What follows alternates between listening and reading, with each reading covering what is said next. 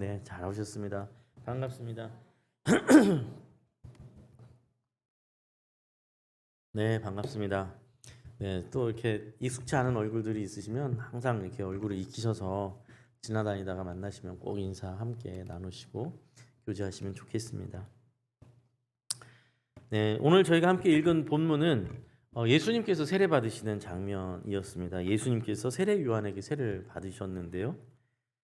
지난주에 저희가 함께 살펴본 대로 세례 요한은 예수님 사역에 앞서서 그 길을 준비하는 역할을 감당했습니다. 이 세례 요한은 이 굳어진 이스라엘 백성들의 마음을 망치로 치듯이 그렇게 회개의 메시지를 강하게 전했고, 이스라엘 백성들은 요단강에서 세례를 베푸는 세례 요한에게 그런 세례 요한의 세례를 받기 위해 몰려들기 시작했습니다. 그런데 이제 세례 요한의 메시지는 굉장히 거침없었다고 말씀드렸죠. 당시 종교 지도자들이었던 바리새인들 그리고 사두개인들에게 독사의 자식들아 이렇게 막 외쳤단 말이에요. 누가 너희를 하나님의 진노를 피할 수 있다고 가르쳤느냐?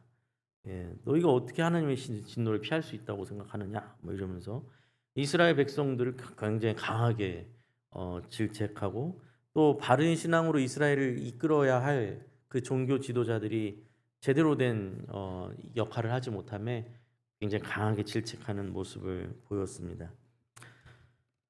그 세례 요한의 강력한 메시지에 이 이스라엘 백 사람들이 마음이 깨지고 부드러워져서 세례 요한에게 묻기를, 그러면 우리는 어찌해야 합니까? 우리는 도대체 어떻게 해야 됩니까?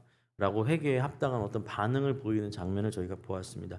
심지어 당시에 로마 앞잡이로 불렸던, 그래서 사람들에게 저주를 받았던 세리들조차도 그럼 우리는 도대체 어떻게 해야 되는 겁니까? 하고 나왔죠. 더 나아가서는 로마 군인들까지도 나와서 세례 요한에게 도대체 우리는 어떻게 해야 되는 겁니까? 라고 말하는 장면도 보게 되었죠. 굉장히 놀라운 장면입니다. 그렇지만 이 장면을 볼 때 세례 요한이 정말 대단한 사람이구나 라고 볼 필요는 없습니다. 왜냐하면 이 세례 요한은 하나님께서 준비하신 사람이고, 이미 지난주에도 말씀드렸던 것처럼 이사야 선지자나 말라기 선지자를 통해서 광야에 외치는 소리가 있을 것이다, 또 내가 선지자 엘리야를 보낼 것이다 했던 하나님께서 예언하신 일들이 지금 이루어지고 있는 것이죠. 그러니까 하나님께서 예언하신 일들이, 구약에서 예언하신 일들이 지금 세례 요한을 통해서 이루어지고 있다라는 것은 하나님께서 장차 일어날 일들을 미리 아시고 얘기했다라는 수준의 것이 아니라 하나님께서 그 예언 속에 약속을 주신 겁니다. 하나님께서 이스라엘 백성을 다시 돌이키는 일들을 하시겠다라는 거죠. 그 일을 세례 요한을 보내셔서 실제로 이제 이뤄나가고 계신 하나님의 사역을 저희가 보고 있는 것입니다. 근데 오늘 이제 저희가 놀라게 되는 것은 그 세례 요한이 회개의 세례를 전하고 있는데, 이 베풀고 있는데 그곳에 예수님께서 찾아오셨다라는 겁니다. 그 13절 말씀 보시면요. 이때 예수께서 갈릴리로부터 요단강에 이르러 요한에게 세례를 받으려 하시니라고 이제 설명하고 있죠. 근데요, 생각해 보면요, 요한의 세례라는 게요, 회개의 세례잖아요. 저희가 지금 계속 말씀드렸던 것처럼 회개의 세례. 그런데 예수님께서 회개의 세례를 받으러 찾아오셨다라는 거예요. 그래서 이게 그래서 좀 이상한 얘기 되는 거죠. 세례 요한이 요단강에서 지금 베풀고 있는 이 세례는 저희가 흔히 말하는 침례거든요. 침례. 물 속에 완전히 침수시켰다가 다시 나오게 되는 그 침례의 그 회개 이 세례인데요. 일전에 한번 설명드렸던 대로 이 자체가 굉장히 상징적인 행위죠. 물 속에 들어간다라는 거, 옛사람인 내가 죽음으로 물 속에 수장돼 죽는 것을 상징하고, 물에서 다시 나옴으로 인해서 새로운 인생이 시작된다라는 그런 상징적인 행위인데, 문제는 뭐냐면 아니 왜 예수님께서 이 세례를 받으시냐라는 거죠. 오늘 이제 설교의 내용과 주제가 바로 그것입니다. 이 세례는 분명 회개의 세례이고 죄인으로서의 내가 죽고 새롭게 거듭나야 하는 그런 의미의 세례인데, 예수님이 회개를 해야 하는 분이신가? 예수님께서 회개의 세례를 받으셔야 되는 분인가? 라는 의문이 들 수밖에 없다라는 겁니다. 저희만 이상한 게 아니고 그 자리에 있었던 세례 요한도 굉장히 놀랐어요. 보면 14절 말씀 보면 요한이 말려 이르되 내가 당신에게 세례를 받아야 할 터인데 당신이 내게로 오시나이까, 이렇게 얘기를 하죠. 아니 세례는 만약에 예수님과 내 사이에 세례를 베푼다고 하면 예수님이 세례를 베푸시고 제가 받아야 될 텐데 아니 어떻게 주님께서 저한테 세례를 받으러 여기까지 오십니까? 이건 있을 수 없는 일입니다. 막 만류한 거죠. 예수님 어떻게 예수님이 여기로 오십니까? 그리고 제 상상에는 이 지금 세례 요한이 메시지가 굉장히 거칠었잖아요.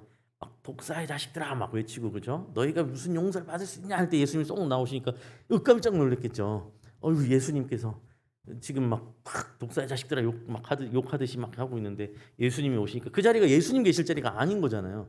그러니까 이제 놀라한 거죠. 그래서 아니 예수님이 여기 계시죠. 근데 예수님께서 뭐라고 대답하시냐면 15절에 이제 허락하라. 우리가 이와 같이 하여 모든 의를 이루는 것이 합당하니라 이렇게 말씀하신단 말이죠. 그러니까 예수님께서 어떻게 합니까? 예수님께서 이렇게 말씀하시니 세례 요한이 어쩔 수 없죠. 세례 요한이 예수님께 세례를 행합니다. 그리고 나서는 이 장면을 보면 16절, 17절에 이 장면을 묘사하는 내용이 나옵니다. 16절 보시면 예수께서 세례를 받으시고 곧 물에서 올라오실새 하늘이 열리고 하나님의 성령이 비둘기같이 내려 자기 위에 임하심을 보시더니 하늘로부터 소리가 있어 말씀하시되 이는 내 사랑하는 아들이요 내 기뻐하는 자라 하시니라 라고 말씀하죠. 예수님께서 물에 잠기셨다가 나오시자 하늘이 열리고 성령이 비둘기같이 임하시는 장면이 펼쳐집니다. 그리고 하늘로부터 소리가 울려 퍼지는데 이는 내 사랑하는 아들이요 내 기뻐하는 자라 하는 소리가 하늘에서 막 울려 퍼져요. 그러니까 사실 상상해 보면 굉장히 이제 소름 돋는 장면이죠. 굉장히 웅장한 장면이기도 합니다. 근데 이 장면은요, 사실 이 장면만으로도 굉장히 의미 있는 장면이에요. 이 사건 자체가요. 보시면 성부 하나님의 음성이 울려 퍼지고 있고 성자 예수님께서 세례를 받고 계시고 성령 하나님께서 그 자리에 임재하고 계신 장면이에요. 그렇죠? 그래서 이 예수님의 세례라는 사건 속에 성부, 성자, 성령께서 집중하여서 그 일을 하고 계시다라는 것이 이제 보이는데 성경 전체에서 이렇게 성부, 성자, 성령 하나님이 한 어떤 사건 속에 이렇게 드러내어서 어떤 일을 하시는 건 볼 수 없는 장면. 여기 이 장면에서 딱 나오는 장면이죠. 그만큼 중요하다는 것을 저희가 뭐 당연히 눈치챌 수 있는데 도대체 이게 왜 이렇게 중요한 걸까? 왜 이 일이 이렇게 중요한 일일까를 생각하는 것이죠. 이 일에 대해서 예수님은 뭐라고 하셨죠? 이걸 이해할 수 없었던 세례 요한이 이러시면 안 됩니다 할 때 예수님께서 뭐라고 말씀하셨냐면 이와 같이 하여 모든 의를 이루어야 한다라고 말씀하셨단 말이죠. 그러니까 이 지금 받아야 되는 이 세례, 예수님께서 받으시는 세례가 모든 의를 이루기 위해서 반드시 해야 된다고 말씀하시는 거예요. 여기서 모든 의라는 표현은요. 여기서 모든이라는 건 저희가 물건들 하나 둘 셋 넷 다섯에서 이 숫자가 모든 이런 의미의 모든이 아니고 완전하게라는 뜻의 모든입니다. 완전하게 이루어야 된다 뜻을. 그럼 여기서 뜻은 당연히 하나님의 뜻을 이루는 것일 텐데 하나님의 뜻을 완전하게 이루기 위해서 이 세례는 반드시 이루어져야 해. 예수님께서 그러면서 이것을 진행하시는 거죠. 자, 그래서 오늘 저희는 이 세례가 왜 반드시 필요했는가? 왜 이 세례가 이 예수님의 받으시는 세례가 하나님의 의를 온전하게 완전케 하시는 일에 꼭 필요한 일이었는가를 이제 그것을 이해하는 시간이 되겠습니다. 여기서 저희가 먼저 부인할 수 없는 명확한 사실 하나는 뭐냐면 저희가 누구도 부정할 수 없는 사실이 있죠. 예수님은 사실상 회개의 세례가 필요 없는 분이다라는 건 인정할 수밖에 없죠. 예수님이 왜 회개의 세례가 필요합니까? 예수님이 죄인도 아니셨고 예수님이 우리와 같이 본질적으로 왜곡된 존재도 아니셨는데 그런 예수님께서 스스로 이 세례를 받아야만 한다고 지금 말씀하셨다라는 거죠. 이 마가복음 10장에 가면요. 마가복음 10장에 가면 한 사건이 이제 기록되어 있는데요. 예수님의 제자 중에 세베대의 아들 야고보와 요한이 예수님을 이렇게 따로 찾아와서 간청하는 사건이 있습니다. 마가복음 10장 35절부터 보면 그들이 예수님을 찾아와서 이렇게 말을 해요. 선생님이요. 무엇이든지 우리가 구하는 바를 우리에게 하여 주시기를 원하옵나이다. 이렇게 말합니다. 굉장히 간절하게 말해요. 너희에게 예수님께서 말하죠. 너희에게 뭘 주기를 원하느냐. 그러자 그들이 뭐라고 대답하냐면 이렇게 대답합니다. 주님께서 영광 중에 우리를 하나는 주님의 우편에 또 하나는 주님의 좌편에 앉게 해 주십시오. 이렇게 요청을 합니다.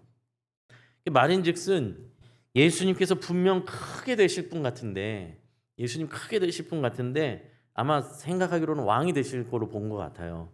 예수님께서 왕이 되실 때에 우리 형제를 하나는 오른팔로 하나는 왼팔로 좌우편에 앉혀주시기를 간청합니다. 이렇게 찾아온 겁니다. 로비를 시작한 거죠. 다른 제자들이 선점하기 전에 먼저 빨리 재빨리 주님의 오른편과 왼편에 탁 앉아서 그 주님 곁에서 탁 상상하는 게 있었겠죠. 그런데 예수님께서 그 이야기를 들으시고 이렇게 대답하십니다. 너희는 너희가 구하는 것을 알지 못하는도다. 내가 마시는 잔을 너희가 마실 수 있으며 내가 받는 세례를 너희가 받을 수 있느냐, 이렇게 말씀하세요. 예수님께서 여기 두 가지를 표현하셨죠. 내가 마시는 잔, 내가 받을 세례, 내가 받는 세례라고 말씀하셨어요. 예수님께서 먼저 뭐라고 말씀하셨냐면 너희는 너희가 구하는 것을 알지 못하는도다라고 하셨어요. 무슨 말씀이죠? 예수님, 저희 형제 잘하고 있지 않습니까? 저희 형제 예수님 그래도 총애를 받지 않습니까? 나중에 예수님 크게 한 자리 하실 때 좌우편에 앉혀 주십시오 할 때 예수님께서 뭐라고 말씀? 너희가 지금 나한테 무슨 말하는지 너희도 모르고 있다. 이렇게 말하는 거죠. 너희가 나한테 요청하고 있는 게 무슨 의미인지 너희도 모르고 있다.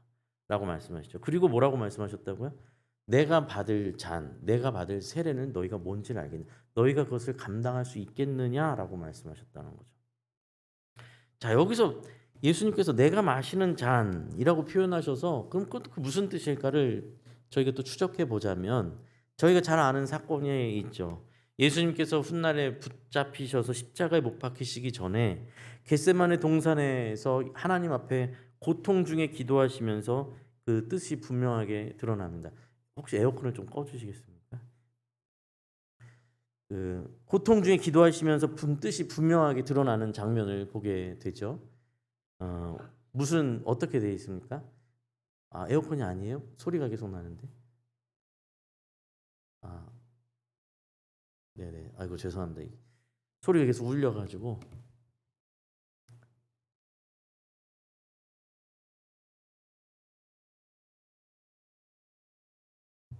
네. 아유 감사합니다. 네. 네. 저것도 아닌가 봐요. 이상하네요. 소리가 계속 소리가 나. 아 맞네요. 네. 아 예. 갑자기 조용해졌습니다. 네. 아이고 감사합니다. 네. 예수님께서 나의 마시는 잔을 너희가 감당할 수 있겠느냐라고 하셨잖아요. 내가 마시는 잔을. 내가 마시는 잔. 예수님께서 겟세마네 동산에서 하나님 앞에 고통 중에 기도하실 때 그 뜻을 분명하게 드러나셨죠. 내 아버지여 할 만하시거든 이 잔을 내게서 지나가게 하옵소서. 이렇게 기도했단 말이죠. 그러나 나의 원대로 마시옵고 아버지의 원대로 하옵소서. 그래서 여기서 이 잔이 뭐냐 할 때 구약에서부터 구약 성경에서부터 표현되어 있는 어떤 표현 어법인데 이 잔은 하나님의 진노를 담은 잔이거든요. 그러니까 인류의 모든 죄악과 인류의 모든 죄로 인한 고통에 대한 하나님의 분노와 진노에 관한 심판을 그 잔에 담으신 것을 이제 표현한 것이에요. 예수님께서 기도하실 때 밤이 새도록 기도하시면서 고통 속에 기도하시면서 하나님 아버지여 이 잔이 할 수만 있다면 이 잔을 내가 지나갈 수 있게 해주십시오 할 때 그 잔은 하나님께서 얼마나 이 죄악을 향하여 진노하시고 분노하시는지를 예수님께서는 아시기 때문에 그 진노가 십자가 위에 쏟아질 것을 아시기 때문에 예수님께서 그렇게 말씀하셨다라는 것이죠. 다시 야고보와 요한의 이야기로 돌아가자면 예수님께서 한 자리 차지할 것이라고 생각하고 있는, 그래서 자신들도 그 좌편에 우편에서 뭔가 한 자리 하고 싶어하는 그들에게 예수님께서 뭐라고 말씀하셨다고요? 너희가 지금 나한테 말하고 있는 거, 너희가 원하는 좌우편이란 뭔지 너희는 그것도 모르고 나한테 말하고 있다라는 것이죠. 너희가 내가 받는 잔을 받을 수 있겠느냐? 내가 받는 세례를 너희가 받을 수 있겠느냐라고 하시는 거죠. 그래서 예수님께서 마시는 잔, 내가 받는 세례라는 말은 사실 같은 의미의 것이죠.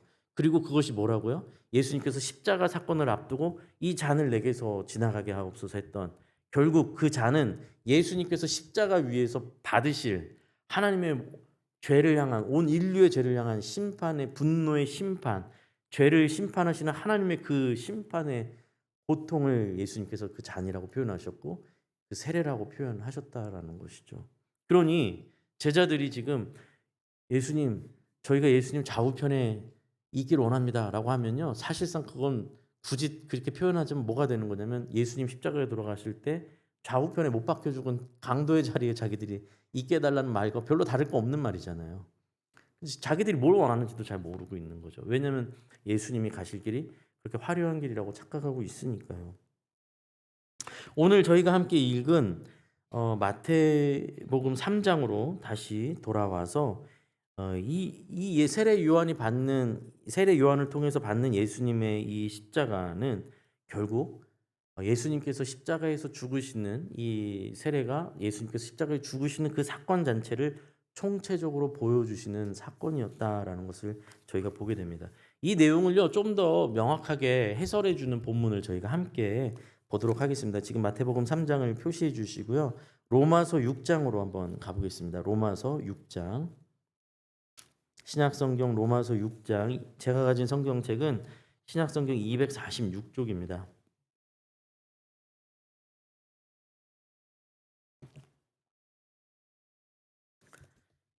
네, 로마서 6장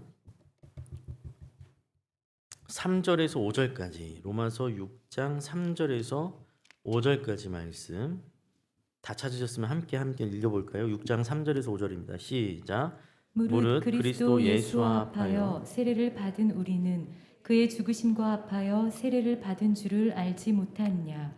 그러므로 우리가 그의 죽으심과 합하여 세례를 받음으로 그와 함께 장사되었나니 이는 아버지의 영광으로 말미암아 그리스도를 죽은 자 가운데서 살리심과 같이 우리로 또한 새 생명 가운데서 행하게 하려 함이라. 만일 우리가 그의 죽으심과 같은 모양으로 연합한 자가 되었으면 또한 그의 부활과 같은 모양으로 연합한 자도 되리라. 아멘. 자, 여기서 분명하게 예수님의 이 세례의 의미가 설명되고 있습니다. 3절 말씀 보시면 그리스도 예수와 합하여 세례를 받은 우리는 이라고 표현하고 있죠. 회개 세례, 죄의 문제를 씻어내는 세례를 받아야 하는 우리가 예수님이 세례를 받으심으로 인해서 우리가 그 세례에 합하게 되었다라고 말하고 있습니다. 우리가 예수님과 합하여 예수님과 함께 세례를 받게 되었다라고 표현하고 있습니다. 이게 이제 오늘 굉장한 핵심이에요. 중요한 핵심입니다. 여러분, 저희가 예수님 있는 곳으로 갈 방법이 없어요. 그렇죠? 만약에 예수님께서 계신 예수님의 어떤 자리로 예수님과 함께 하려고 할 때 저희가 죄인된 우리가 예수님의 자리로 갈 방법이 없죠.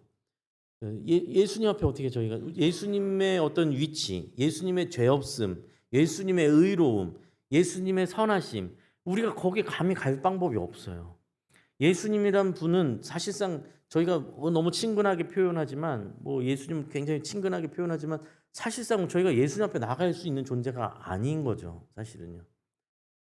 그래서 예수님과 함께 하려고 한다고 할 때 저희가 예수님한테 가는 것이 아니라 주님께서 우리에게 오셔야 가능한 얘기예요.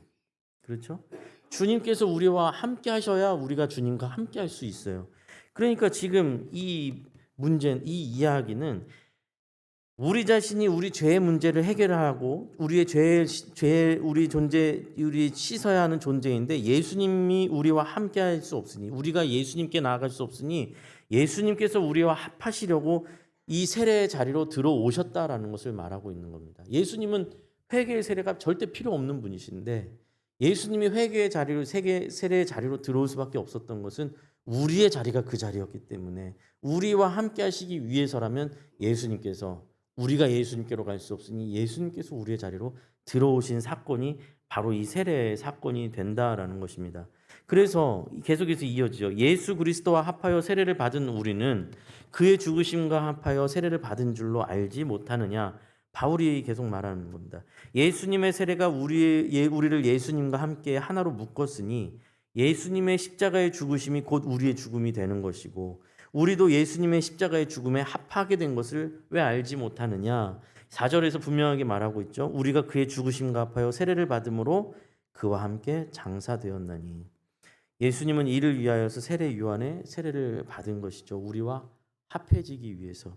우리의 죄로 인해 심판을 받을 수밖에 없는 우리의 운명을 예수님과 결합시키시려고, 하나 되게 하시려고 죄 없으신 예수님께서 죄인들이 받아야 할 세례의 자리로 들어오신 겁니다. 하나님의 뜻을 이루시는 것이 바로 그 의미였습니다. 하나님의 뜻은 4절에서 설명하고 있습니다.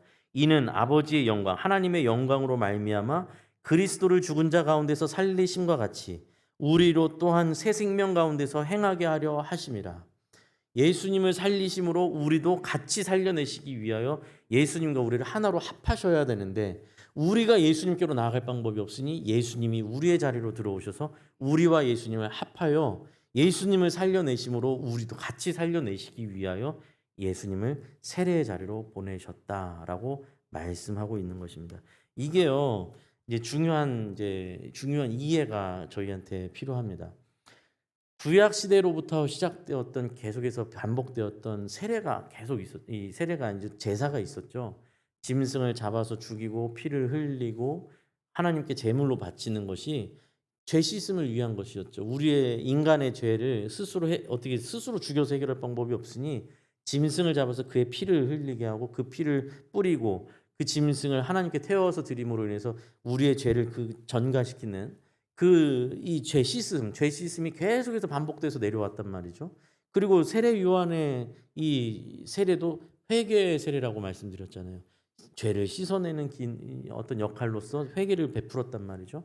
그런데 이 모든 구약에서부터 시작해서 세례 요한까지 내려왔던 이 모든 죄 씻음의 행위, 이 모든 죄의 문제를 해결하는 행위들이 전부 모두 화살표로 치자면 그 모든 화살표, 구약으로 셀 수 없죠. 그 모든 화살표가 한 지점을 향하고 있는 거죠. 화살표를 향하고 있는데 그 지점 화살표의 끝에 딱 누가 서 있냐면 예수님이 서 있는 겁니다. 그 예수님이 이 모든 구약에서부터 세례 요한까지 있었던 모든 죄 씻음, 죄의 용서, 죄 해결에 관한 실체로서 서 계신 것이죠. 예수님께서 이 세례를 받으시고 이후로 예수님의 여정, 그리고 마지막에 십자가, 예수님께서는 예수님이 십자가에 지시고 죽으시는, 십자가에서 죽으시는 것들 또한 아까 제자들에게 내가 받을 세례라고 표현하셨잖아요. 그렇죠? 그러니까 예수님께서 죽으시는 그 십자가의 죽음도 마찬가지로 예수님의 이 세례가, 모든 세례와 제사가 이 예수님의 죽으심과 부활하심을 향하고 있었다라는 거죠. 그게 실제로 드러나는 사건입니다. 그것을 예수님께서 그 상징이었던 것을 실제로 예수님께서 예수님의 몸으로, 예수님께서 스스로 그 세례를 받으심으로 그것을 이뤄내고 계신 장면을 저희가 보고 있는 것입니다. 오늘 저희가 함께 읽은 예수님의 세례 장면에서 저희는요, 성부, 성자, 성령 하나님이 함께 하시는 장면을 볼 수 있었습니다. 그런데 이 장면을 저희가 다시 돌아와서 보니까 하나의 요소가 다 매우 의미 있었다는 것을 저희가 다시 볼 수 있게 되는 거예요. 지금 이 설명을 토대로 생각해 보시면요, 예수님께서 물에 잠기심, 세례를 받으시면서 물에 잠기셨잖아요. 이것은 장차 예수님께서 죽으실 것을 이제 표현하고 계신 것이죠. 죽으시게 되는 것. 그리고 그것은요, 더 나아가서 생각해 보면 예수님의 물에 잠기셔서 죽음을 상징적으로 행하시는 것은, 그 죽음은 사실 예수님이 죽어야 할 죽음이 아니라 우리의 죽음이잖아요. 그렇죠? 우리의 죽음과 합하시기 위하여 그 죽음 안으로 들어오는 거잖아요. 그러니까 예수님께서 장차 하실 이 물에 잠기심은 뭐라고요? 우리가 받아야 할 죽음, 우리가 겪어야 할 심판 속으로 예수님이 들어오신다는 겁니다. 우리의 심판 속으로, 우리가 받아야 할 심판 속으로, 우리가 처한 현실 속으로 예수님께서 들어오신다는 겁니다. 그리고 예수님께서 물에서 다시 나오심은 죽음을 이기시고 부활하실 예수님의 부활을 상징하고 있죠. 물에서 다시 나오심으로 인해서 죽으셨다가 부활하시는 주님을 상징적으로 드러내고 계십니다. 그리고 그 자리에 누가 등장하죠? 하늘이 열리고 성령이 비둘기같이 내려 임하시는 것이 보이죠?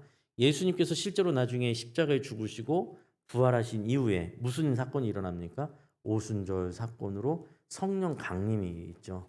그러므로 인해서 그 이후로 모든 하나님의 백성들은 성령의 역사를 체험하고 성령의 역사가 시작된단 말이죠. 그 장면이 벌써 이 안에 드러나고 있습니다. 마지막으로 무슨 사건이 있었습니까? 성령이 임하시고 마지막으로 하늘에서 하나님의 음성이 울려 퍼졌단 말이죠. 이는 내 사랑하는 아들이요 내 기뻐하는 자라라고 하나님께서 기뻐하시는 말씀이 들리는데, 이것 또한 저희가 저희 자녀들을 생각할 때 저희 자녀들 마치 아기를 물에 씻긴 다음에 아이고 이쁘다 하는 그런 수준의 표현이 아닌 것이죠. 지금 예수님께서 세례 요한의 세례를 받으심으로 물속에 들어가고 물속에서 다시 나와서 부활을 상징하고 그곳에 성령이 임하셔서 이제부터 성령께서 하실 사역들을 상징적으로 드러내셨을 때 이제 이것이 무엇이죠? 실제적으로 예수님께서 구원의 역사를 실제로 드러내시고 역사로 이뤄내시는 사건을 통해서 모든 하나님의 백성들을 모든 인류를 향한 하나님의 구원의 역사가 이루어지는 것을 하나님께서 이 사건을 통해서 보시면서 기뻐하시는 장면이죠. 네, 예수님께서 이제 실제로 이 구원의 사역을 이루어내실 것을 기뻐하시는 내용, 그것이 바로 이 장면이었습니다. 사실요 오늘 설교는 굉장히 이제 교리적인 내용이었어요. 그죠? 십자가 그리고 또 세례에 관한 내용이었습니다. 어, 어떻게 보면 많이 들어보신 분들은 익숙한 내용이시고 어떻게 또 처음 들으시는 분은 조금 복잡한 내용, 상징을 계속 표현하니까요. 복잡한 내용이실 수 있겠다는 생각이 듭니다. 그런데 요 설명이 반드시 필요한 이유가 있습니다. 뭐냐면 저희가 예수님을 생각하면요. 예수님의 사역을 생각하면 가장 우선적으로 생각하고 가장 중요하게 생각하는 건 당연히 십자가 사건이죠. 십자가 사건을 통해서 우리가 구원을 얻었다. 예수님께서 십자가를 지심으로 우리의 죄의 문제를 해결해 주셨다. 우리가 고백하는 신앙의 핵심이죠. 그런데 오늘 저희가 지금 강조하고 있는 건 예수님의 세례 사건이잖아요. 왜 이 사건이 중요한가 하면 십자가 사건에 우리가 중요하다고 말하고 그건 당연한 말인데 십자가 사건을 강조하면서 이 세례 사건을 놓치게 되면 문제가 생깁니다. 무슨 문제가 생기냐면 저희가 십자가 사건을 통해서 예수님의 고통과 십자가에서의 죽으심과 십자가에서 피를 쏟고 물을 쏟고 죽으시는 사건을 생각할 때 너무 감사하기도 하고 죄송하기도 하고 막 우리의 죄 때문에 예수님이 저렇게 고통당하셨어. 우리의 죄 때문에 예수님께서 죽으셨어. 이것이 우리에겐 고통스럽고 우리도 같이 죄송하고 빚진 마음이 든단 말이죠. 근데 이제 그렇게 마치 예수님의 고통과 죽으심과 나의 삶과 나의 내 존재를 분리시켜서 생각하기 쉽다라는 겁니다. 분리시켜서. 우리가 예수님께 빚을 졌고 그러니 죄송하고 고맙고 그러니 그에 응답하는 어떤 삶을 살아야겠어. 틀린 말이 아니고 좋은 말입니다. 굉장히 좋은 말인데 그런데 이렇게 생각하다 보면 잘못하면 예수님의 이 십자가 사건과 예수님의 이 땅에 오신 사건의 의미를 축소시킬 수가 있다라는 겁니다. 예수님의 이 땅에 오신 사건에서 굉장히 중요한 큰 축은 뭐냐면 세례를 받으심으로 우리와 합하여졌다라는 게 굉장히 중요한 사건입니다. 자, 이 부분이 왜 그렇게 중요한지 또 조금 더 깊이 들어가겠습니다. 예수님께서 우리의 현실 밖에서 우리를 구원하시는 방법을 쓰신 게 아니라 우리의 현실 속으로 들어오셨다라는 것이 굉장히 중요한 이야기입니다. 세례를 받으심은 우리의 현실, 우리의 죄의 자리로 들어오셨다는 말이지 않습니까? 우리의 현실 밖에서 이 문제를 해결하시는 것이 아니라 우리의 현실의 자리, 우리의 죽음의 자리로 예수님께서 들어오셨다는 것이 굉장히 큰 중요한 의미입니다. 우리의 현실은 따로 있고 우리의 인생은 따로 있고 우리의 삶은 따로 있고 예수님의 구원의 역사는 저쪽에서 일어나고 있어서 그 구원의 역사가 다 이루어진 다음에 그 효험을 우리가 받는다? 그것이 아니라는 거죠. 하나님께서 그렇게 구원의 역사를 이루지 아니하셨다는 겁니다. 하나님의 구원의 역사를 어떻게 이루셨는가? 예수님께서 직접 우리의 자리로 들어오시는 것으로 이루셨다는 거예요. 너무너무 중요한 일입니다. 저희가 일주일 동안 세상에서는 세상 사람으로 살고 주일에는 이제 그리스도인 모드로 변환돼서 교회 와서 그리스도인으로 사는 것이 아니라는 말씀입니다. 주일에 와서 봉사하고 헌금하고 예배드리는 것으로 구원을 감사하고 십자가의 죽음에 보답하는 식으로 우리의 신앙이 구성되는 것이 아니라 우리가 실제 살고 있는 삶의 현장 속에 예수님은 들어오시는 거라는 거예요. 그것을 원하신다라는 겁니다. 그 속에서의 구원을 말씀하시는 겁니다. 예수님께서는 세례를 받으심으로 물속에 잠기셨습니다. 십자가의 죽음, 십자가의 세례를 받으시기 위하여 인간의 죽음 속으로 들어가신 겁니다. 철저하게 우리의 현실 속으로 들어오신 거예요. 하나님이시라면요, 예수님이시라면 굳이 물에 잠기고 물에 옷을 젖힐 필요가 없죠. 예수님께서 십자가에 죽으실 이유도 사실 없습니다. 그것은 철저하게 은혜를 누리기 위한, 우리 은혜를 베푸시기 위한 우리를 위한 일이었어요. 우리의 현실 속의 구원을 이루시기 위한 예수님의 밀고 들어오심이죠. 이게 어찌 보면 어려운 이야기인데 깊이 생각해 주시길 부탁드립니다. 하나님은 이 구원의 역사를 이루시는데 어둠의 문제, 죄의 문제를 하나님의 힘과 능력으로 잘라내서 없애버리는 방식으로 해결하지 않으셨다라는 거예요. 어둠을 없애는 것이 아니라 어둠 속에 들어오셔서 그 속에서 빛으로 일을 해내셨다라는 겁니다. 우리가 어둠의 자리에 있고 우리의 현실이, 우리가 처한 상황이, 우리의 자리가 죄악과 고통과 괴로움 속에 있을 때 하나님께서는 그 죄악과 고통과 어둠의 환경을 없애주시는 방식으로 구원을 이루시는 것이 아니라 그 고통의 현장 속으로 같이 들어오셔서 우리와 예수님을 하나로 묶으심으로 인해서 우리가 고통의 존재, 죄악의 존재, 절망의 존재였던 우리를 주님과 함께 묶으심으로 인해서 소망을 갖게 하시고 생명의 존재로 바꾸시고 예수 그리스도와 함께 된 존재로 바꾸시는 방식으로 구원을 이루어오셨다라는 겁니다. 이게 매우 중요하다는 것이죠. 우리의 현실이 신앙과 절대로 분리되어서는 안 된다라는 말씀입니다. 우리의 신앙은 바로 곧 현실이고 우리의 현실이 곧 신앙입니다. 그러니까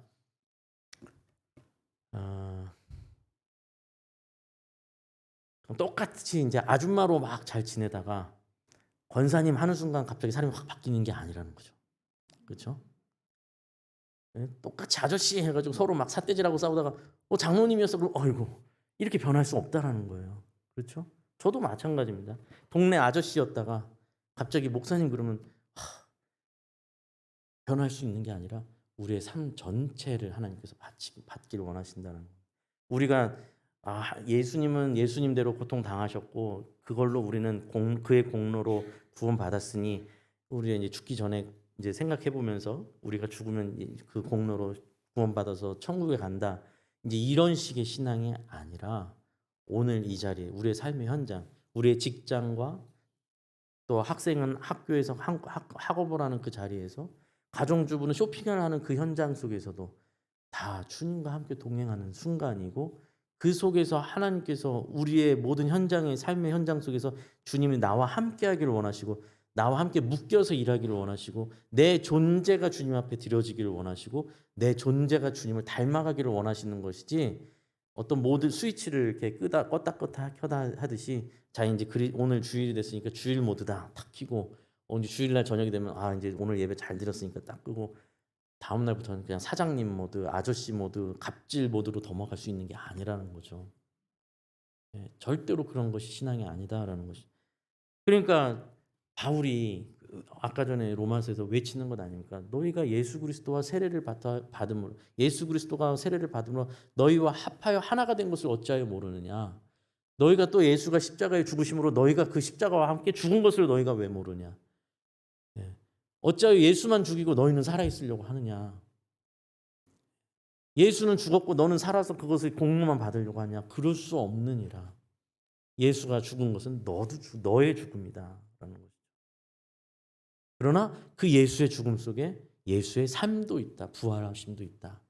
그러니 그 예수와 함께 죽으면 예수의 부활하심 속에 아버지의 영광 가운데 너희를 살리심이 있다. 그러니 예수와 함께 죽고 예수와 함께 사는 것이 그리스도인의 인생이다. 그것을 주님께서 말씀하여 주신 것이죠. 예수님과 하나가 되어 가야 합니다. 여러분 사이좋은 부부는 시간 지나면 갈수록 서로 진짜 희한하게 닮아가는 거 아시죠? 생긴 것도 비슷하게 느껴질 정도로 부부 막 닮아갑니다. 주님께서 우리에게 요구하시는 것은 아이고 감사합니다. 혹은 죄송합니다. 그러니 제가 이렇게 하겠습니다 하는 순간적인 어떤 열심과 어떤 삶과 구별된 어떤 종교 행위를 계속 요청하시는 것이 아니라 우리 자신의 존재가 하나님 앞에 변화되기를 원하시는 겁니다. 우리 존재가 변화되어지면 변화되는 존재가 당연히 열매를 맺을 수밖에 없죠. 그렇죠? 어떤 열매를 하나님 앞에 자꾸 드리려고 하는 것이 아니라 우리 존재가 바뀜으로 인해서 우리 존재에서 일어나는 모든 일들, 말 한마디, 그죠? 누군가와 대화할 때 대화의 내용, 또 아니면 어떤 결정을 할 때 결정하는 방식, 또 뭐 하는 모든 거죠. 사업할 때나 직장을 다닐 때나 이웃을 만날 때나 미용실에서 수다를 떨 때나 뭐 모든 순간 속에서 점점 예수 그리스도를 닮은 우리의 형상이 드러나는 것을 요청하고 계신 것이죠. 예수님과 함께 죽고 예수님의 생명으로 삶으로 인하여서 그것을 위하여서 예수님께서는 어떻게 해요? 우리의 자리로 들어오셨다라는 겁니다. 우리와 하나로 묶이시기 위하여. 우리의 처절한 현실일지라도 얼마나 아무리 처절한 현실이라 할지라도 아무리 절망적인 현실이라 할지라도 주님은 그곳에서 당신과 우리를 묶으시겠다라는 겁니다.